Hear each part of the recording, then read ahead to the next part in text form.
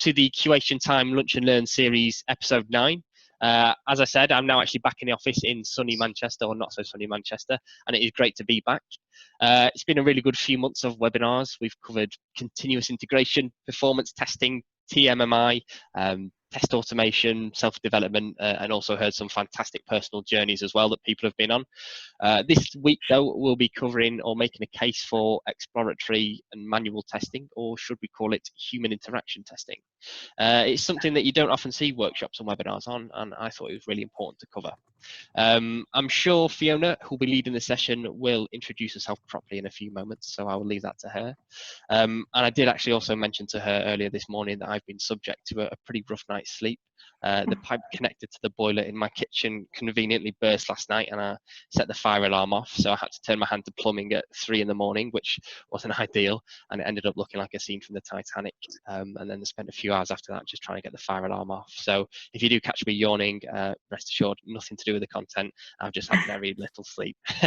During the talk anyway, as always, if we could all go on to mute, just so that there is no background noise or interference. And if you feel comfortable doing so, it's always great to see cameras left on, but no worries if not. Feel free to use the chat function to put your questions forward to Fiona, and we'll cover these at the end. And without further ado, I'll hand over to you now. So Fiona, take it away. Thanks, Christy. Hello, everyone. So a little bit of a background to me. I've been testing for 20 plus years. Let's not say exactly how many, but 20 plus years. I originally started off basically in UAT. I was working for the civil service, and I went to test the income support system as it was at the time. So as you can imagine, if any of you can work that out, that was quite a few years ago. So my first experience was with manual testing, and that's basically where I've took a lot of my career with manual testing. I want everybody to be aware that this is not to say that I'm against automated testing, as I put on this first slide. Definitely not against automated testing by any means. I just think that manual testing has a place, and I do think that you can tell a robot how to do something, but you can't necessarily tell it to think for itself. So that's basically where I'm coming from. Please feel free to ask any questions if you want to interrupt me at any point. I'm open to questions during the slides. I'm a little bit nervous, so bear with me if I get things a bit wrong. So yeah, so as I've said, as it starts, I'm not against automated testing by any means, but I am an advocate for manual testing as well. So, so what is manual testing? So these are some quotes that I got off the internet. So manual testing is a process that is carried out manually in order to find defects without the usage of tools or automation scripting. Yeah, I guess it is. I can't really argue against that. I wouldn't say to find defects. I'd say to make sure that the product's working as you expect it to, which can be quite broad, fair enough, but that's more what I would say. And manual testing is a process of finding out the defects or bugs in a software program. In this method, the tester plays an important role of the end user and verifies all the features of the application are working correctly. Not necessarily true, as far as I'm concerned.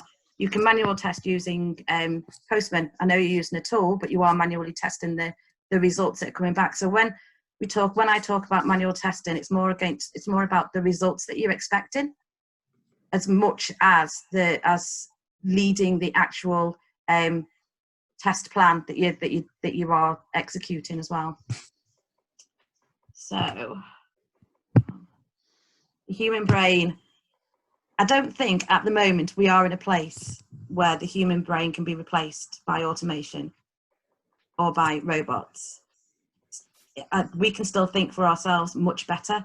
I think I did see a quote somewhere that apparently by 2040 AI will have advanced so much that AI will be as good as a human brain. We'll have to wait and see.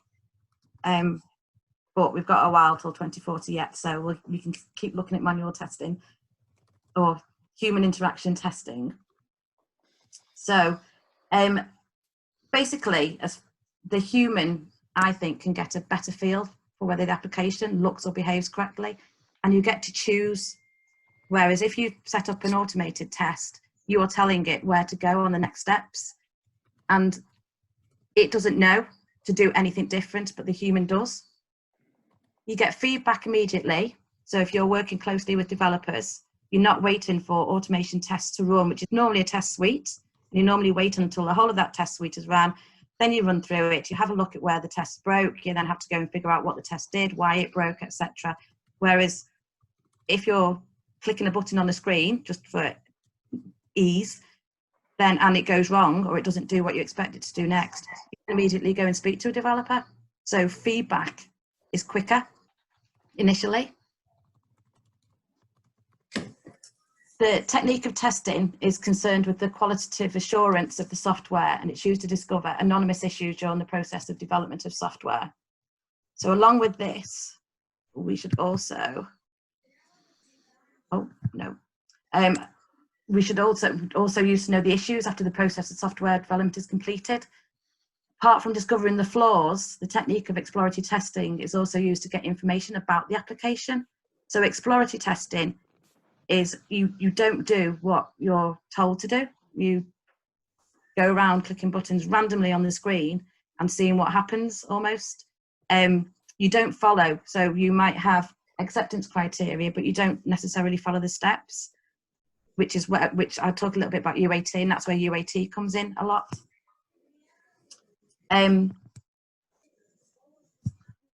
So imagine you've just flicked a lighter. If you don't see the flame, you'll naturally try it a second time. If after the second attempt it does not strike a flame, you'll repeat your action again and again until it does, because that's what we do. We're like, come on, we're going to get you to work at some point. Eventually you'll see the flame and you know that your lighter works. But what if it doesn't? How long are you going to flick that lighter for until you decide to give up? As a human, you could go on for as long as you like almost. I know it's exhaustive testing, but you wouldn't necessarily program an automated test to do that. It possibly could be the case of if it doesn't work first time, it's no good, which I don't think is necessarily true, because our everyday life is full of dilemmas of whether we should carry on trying to do something or not, just in life, never mind within testing. And we get to choose. So we get to choose whether we want to flick that lighter again. What we might do is we might check if there's fuel in that lighter. And if there is fuel, we'll go, okay, well, I'm going to try again. If there's not fuel in that lighter, then we can go, uh-oh, we need to now put fuel in that lighter and then give it another go.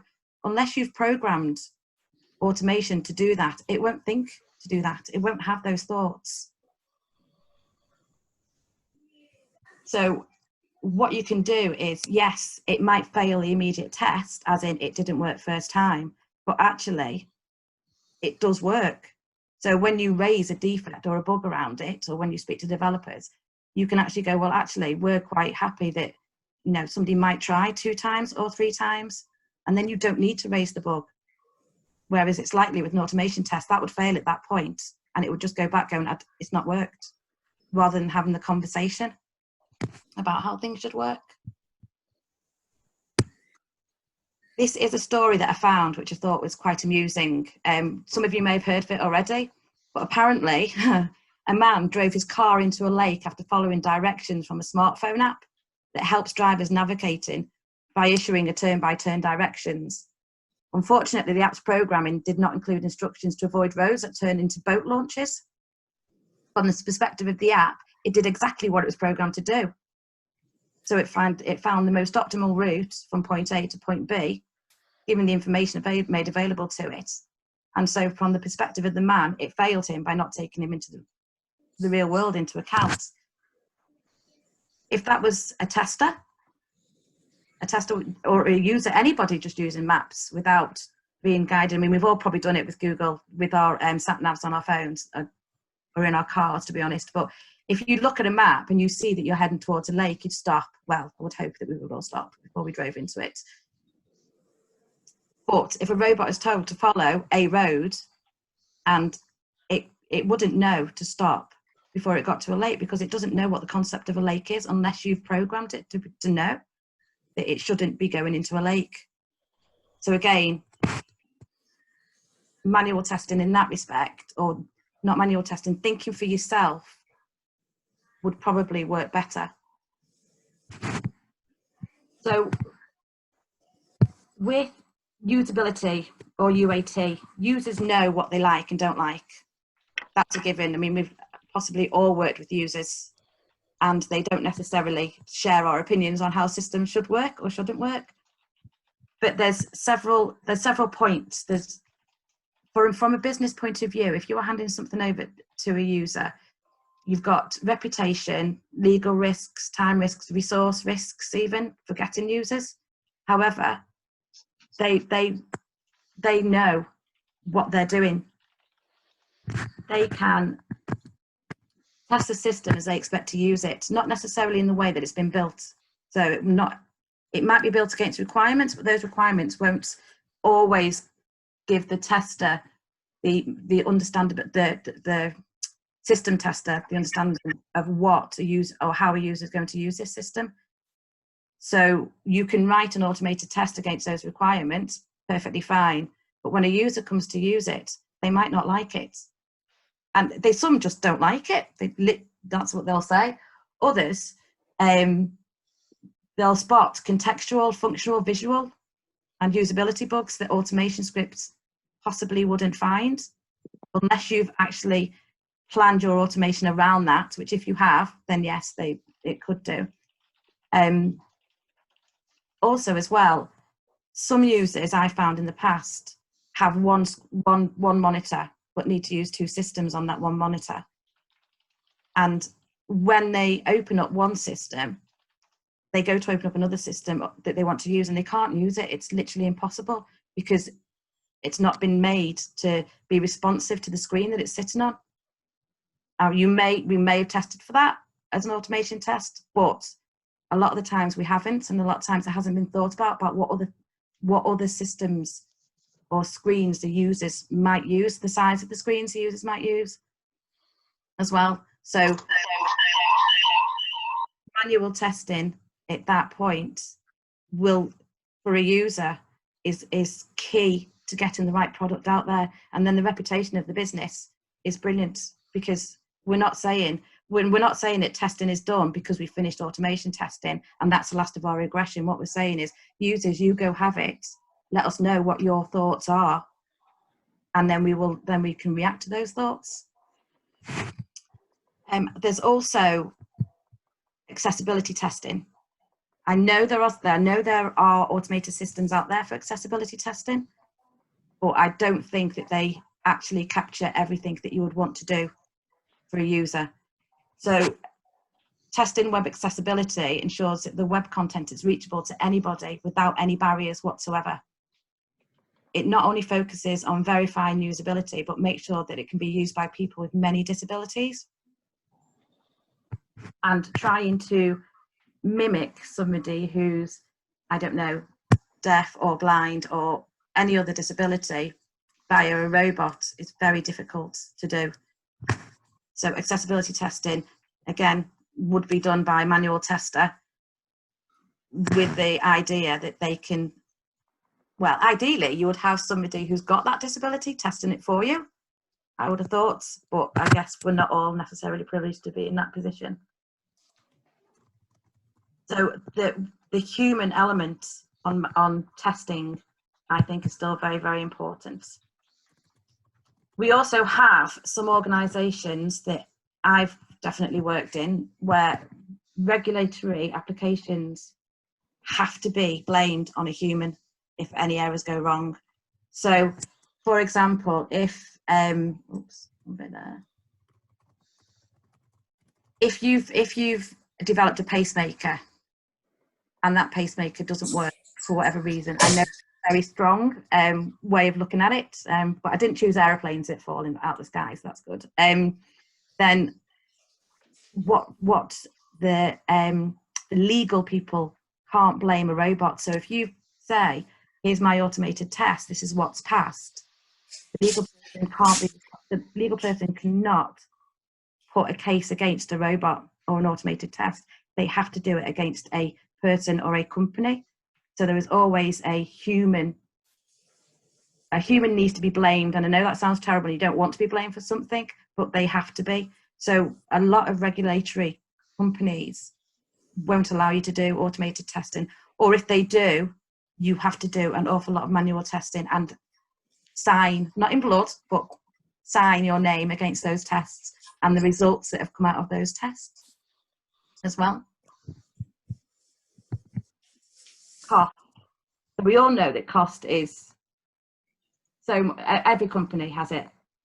You know, you want to, I know people want to spend a lot on automation and get the right tool, and that costs a lot of money. Whereas initially it's cheaper to get to do the manual testing up front. It's cheaper, you get quicker feedback. You just don't get the breadth of feedback that you would do if you did automation testing. So it's always a case of manual testing up front, most companies would go for, and then they'd look at what automation they could do afterwards.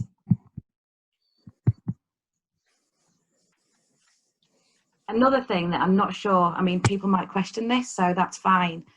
I think that manual testing starts as soon as the requirements are written. I would like to think that people that I work with and the test and the requirements that I've read in the past, when I'm reading those requirements, I'm actually testing that they're written correctly, so that I can then I can write the test script so that there's an understanding about where we can, you know, where the testing needs to be done, between me, the developers, the product owners, whoever else is involved in assessing those requirements. So although it's probably not something that people think of testing, I do think that that's where we do testing.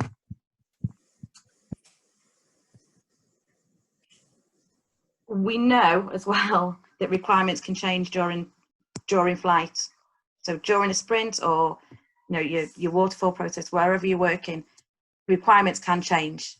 And if you've started writing, or if you're already running automation scripts, there's a cost to changing those. There's more of a cost to changing those than there is to change to just saying to somebody, actually, this button is supposed to be blue now rather than red. It takes no time to do that.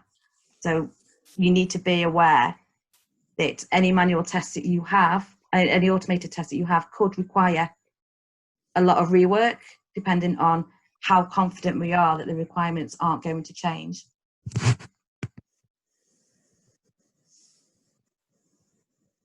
A good point as well is that manual testing, or human interactive testing, doesn't rely on the whole system working. We can normally find a workaround. We would normally find a workaround if we can do. With automated testing, sometimes there's a test suite, and if one test fails, or if one button isn't in the right place, that whole test and that whole test suite can fail. And it then takes time for somebody to go in, have a look what's happened, change the automated test, and then run and rerun that test suite again. Whereas we wouldn't do that. We would use our common sense, and we would go back to develop and go, do you know what, this button is blue instead of pink. But it doesn't stop us continuing with the test that we need to continue with, because we can find a workaround. An automated test can't find a workaround. Testing responsive features. So talked a little bit about that before as well. Yes, I know we can automate that, but there's so many different mobile devices, etc. out there that sometimes it's easier to see it very quickly looking at it from a manual point of view. Although I know some people might argue that point, because there are so many, automated testing possibly is quicker once you've got to the point of what you know what you're doing with it.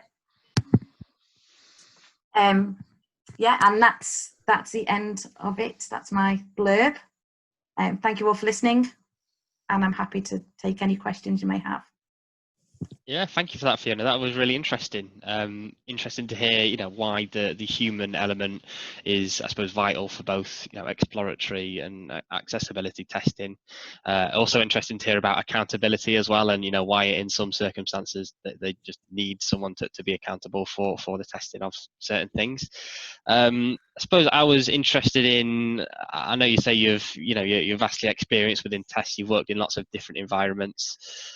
Have you ever worked in an environment that does particularly lend itself to test automation, or on the opposite side of the spectrum as well, that really doesn't? So yeah, so when working for that's why I said the regulatory side of things, I worked for a medical device company, and we, don't get me wrong, there was automated testing, as in we had unit tests that came through, so they are automated tests to check the code prior, but we had to be very auditable, and we had a lot of traceability on the tests that we did. So it was a lot of paperwork. If you're not into, it was called a quality management system that we had to process, that we had to follow.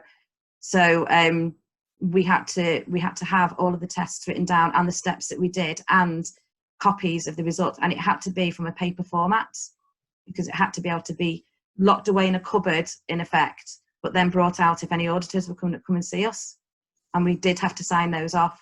So automated testing was not, you could, it wouldn't have worked at all in that regulatory business. I have worked with automation. In fact, the company I'm working for now, I know I've only been there a couple of weeks, Beyond Trust, but they've got quite an extensive automated test suite. And the reason being is because the product that they sell, the clients that they have could be using any operating system, any version of anything. So it's like, it's hard to, you can't gauge exactly what everybody's using. So it's exhaustive. And no, so it's not exhaustive, sorry. And also what they do is they prevent certain applications from running on clients' machines and things like that. But we don't know what applications they're using as well. So it's great having the ability to spin up all of these different VMs and run the automated tests against them. Yeah.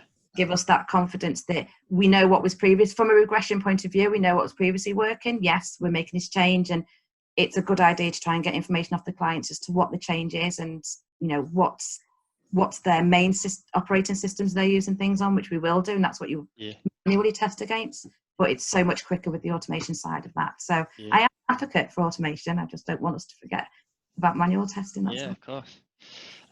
Kevin asked in the comments, how do you document and record your exploratory testing? You can write it step by step as you're doing it.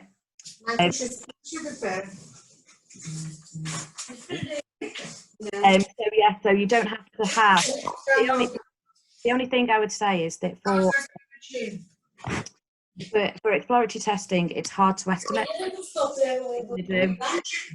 Sorry, can we all make sure that we're on mute unless we're talking, please? There's a bit of background noise.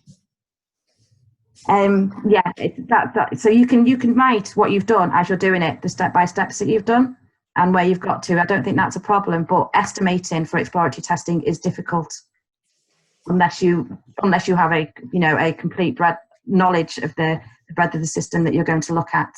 So I think that's the only thing that would concern me a little bit with the exploratory testing, is how you estimate it. Yeah. I don't have an answer for that, so if somebody does, brilliant. Okay. And Beth also asked, I might be pronouncing this wrong, what heuristics do you use when doing exploratory testing? I don't know, Beth, do you want to give me, what do you mean by that? I'm just more thinking in terms of what, is there something that you particularly focus on when you approach an application? Are you looking for like, I'm trying to think of some examples now. And of course my mind's gone immediately blank. Do you immediately go for input testing? Are you looking for like boundary value analysis? Are there any specific things that you will always be drawn to as you are doing exploratory testing? So from my point of view, not necessarily, no. Not so. For take the example of boundary analysis, I would like to think that there are unit tests that have been written that would cover the boundary analysis, so you don't have to worry that a field can take X number of characters, or what you're doing is looking for the look and feel. So yes, you can. If a field says that it's only going to allow numerical characters, then I think as a tester, most people would just go, do you know what? I'm just going to stick letter in here just to see what it does, just for fun. But generally, I would like to think that the unit tests would cover that, and you would be comfortable and confident that those unit tests work accordingly. So I would always advocate chatting to the developers first before you look at exploratory testing. So you can then have a look and see, right, okay, what's being covered by the unit tests in order to give me, in order that I'm not testing the same thing. Exploratory testing shouldn't be testing something that somebody's already tested and that the tests are there done for. It was just more that exploratory testing is so difficult to pin down with any sort of structure. So I was wondering, do you have any personal structures that you use when you try and approach something new? No. Rather than just do the opposite of the acceptance criteria? Yeah. I mean, I would like to think that, well, you would do the the negative sort of testing. So yeah, the opposite of the acceptance criteria. However, again, I would be led by what tests we previously had, so that I didn't necessarily duplicate the work that was already there. You're going to find that a lot of it's around the exploratory testing, a lot of it is around the user interaction and how a user uses it, not how the fields work, etc. So acceptance criteria might say, there's a field that fits 10 characters in, great. That should be covered in the testing. What I would do for exploratory point of view then is I would look at that screen and go, right, okay, can I tab to it? Does it, is it usable for me? Do I need a mouse to get to these things? Does it make sense to go to that field before it doesn't make sense I go to field A before I go to field B? It's that sort of, so it's the feel of the system is the exploratory testing, making sure that it works for you, never mind a user, but for you as in your way of thinking. Okay, thank you. That's a really good answer. And Anne has just asked another question. What stage in the development lifecycle would you suggest doing exploratory testing? For example, would you do in agile delivery, or would you do it at the end of each sprint, or during the final hardening sprint? What would you suggest? I guess it depends on how your deliveries are, doesn't it? If you've got a story coming through, say for example, let's go for the base. If you've got a story coming through and it is that story covers a chunk of functionality, then on that story you can do the exploratory testing as you're testing it through the sprints. If you need a lot of stories completed and tested individually, and then at the end of a sprint you've got a nice product that's usable, then you would test it at that point. So essentially, whenever you think you've got a chunk of functionality that hangs together and is testable as you maybe not shippable, but something that looks and feels like a business process, for example. Yes, because it depends on every company, how they work and how their stories are broken down, or whether they have epic stories, tasks, etc. This is from an agile point of view. Yeah. So it might be that you've got 5 developers and one screen that they're all working on, but because they've got different areas of those screens that they're working on, and there might be APIs that work in the back, behind the scenes to get that information, so they can all work independently. So I would test each of those tasks independently along with the developers and bring it through and make sure that I'm getting the right information back from the APIs, for example. But at the end of the sprint, I would like to think that I've got a whole screen that I could then start clicking around and making sure that it works the way that I want it to work. Does that make sense? That was my thinking. Yeah, that was my, I've just started an organisation which is very, they've adopted Agile entirely. And so I'm obviously in the position now where I'm having to consider these kinds of questions about, because they're looking to me to say, well, when do you want to do exploratory testing? At what stage in the SDLC are you going to do it? And my thinking was, after doing some research, that use your common sense, but essentially you should have something at the end of each sprint that you can, as you say, move around, click on and do some functional kind of exploratory testing. So that's useful to get your view on that. Thank you. Okay. Right, great. Are there any more questions? I thought that would prompt some interesting questions, as there has been. I've got a question for the group, actually, and it's related to something you said about accessibility testing. So it's kind of moving away from exploratory testing a little bit, but you touched upon it before, where you said you can't necessarily replace, you know, a human being when you do accessibility testing. Has anybody in the group ever used used accessibility testing tools like screen readers, etc., and have the testers used them, or have they actually requested the testing to be done by you know, by a person who will use the technology in production? So what I'm trying to work out is whether, I think you mentioned it before, you said, you know, a tester may not necessarily identify accessibility issues the same way that a visually impaired or a hearing impaired person or whatever or a physically impaired person might actually identify those things. So obviously one of the things I've been encouraged to do is to look at actually bringing in some of the tools that they use, like screen readers, and testing them. But what I'm trying to work out is, should I and my team be using those tools to test, or should we still be pulling in people who will be using them tools in production?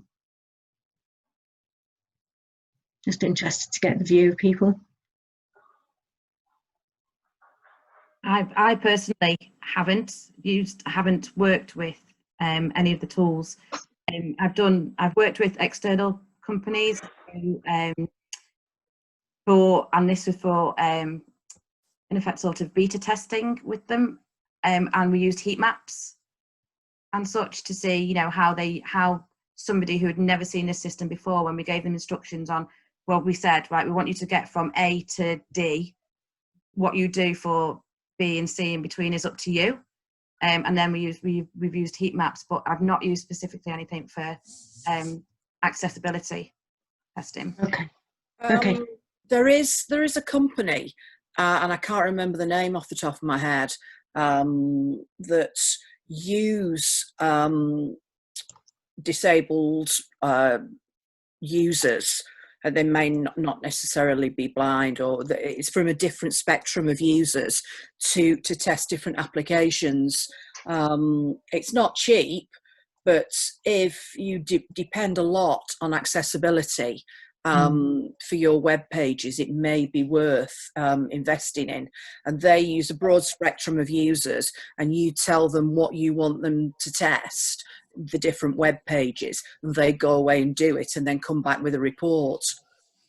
Yeah, I mean, in all honesty, that has been my previous experience, that we've handed it out to where accessibility has been critical to the website. We've handed it out to a specialist accessibility testing organisation who've done it on our behalf, much the same way that you do with pen testing. But this seems to be, in my new organisation, it seems to be a drive to try and do as much as we can in-house, at least at first. Yeah. Just interested to get a view on people, whether people have ever actually, as testers and test managers and you know, the kind of people on this call, whether you've actually used any of the tools that that those impaired people will use, because I can't see how we might be able to use them and say, yeah, that seems to work for me, but I can't necessarily see that we're not going to see the things that they see or come across the issues that they come across. Yeah, I don't think you can. No. I really don't think you can. I don't think there's a way around it. I've looked at it and I've used different accessibility tools which just cover the basics. But if you really, really want to go in depth with it, I think you have to either bring a specialist onto the team, which is possible, or give it out to a different company. Yeah. I think you just have to be careful that you're not paying lip service to what somebody wants to hear from the company as well. So because sometimes somebody will go, oh, we've signed off our accessibility testing because we've used this tool, say, for example, which, yes, in effect you have, but it might not be what somebody who has a disability needs, and it just becomes your reputation then goes down the drain a little bit. So yeah, I agree. just be careful. So I mean, I think there are ways you can mitigate finding accessibility issues late, and I think there are ways to mitigate that within your test team. But I think ultimately, to do a formal test, you need the right people, and that's not necessarily a functional tester. No. Yeah, I agree. Thank you. Okay. Well, I mean, if there are any more questions, feel free to shout them out. But conscious of time, we are coming up to 40 minutes now. Yeah, if anyone does have any questions, for Fiona, I'm sure she'll be happy to answer them after as well. So feel free to drop her or me a message. And yeah, I suppose we'll take it from there. Next week we have a talk, which I think will actually be the final in the series, episode 10. From, if you've not met him, the fairly charismatic Lee Rathbone. He'll be doing an Ask Me Anything session all about the future of tech and testing. So he'll be doing a 10-minute talk, and you can ask him anything you like, and he'll do his best to answer it. So yeah, we've got that to look forward to. I hope to see you all there again next week. In the meanwhile, if anyone is currently looking for a role, I'd be happy to have a chat with you. It is a slow market at the moment, I'm aware of that, but I'm always happy to talk with people, give CV advice, give you a market overview, and just help in any way I can. So feel free to reach out, drop me a message, or give me a call. As I say, though, in the meanwhile, if you do have any questions for me or Fiona, feel free to drop us a message. Massive thank you for Fiona for doing the talk. Really well done. Really enjoyed that, and I hope you all did as well. And I will hopefully see you all again next week. Okay, thank you. Thanks for listening, everybody. Thank you very much. Thank you. Cheers, Fiona. Thanks, Fiona. Excellent talk. Well done, Fiona. Thank you. Thanks.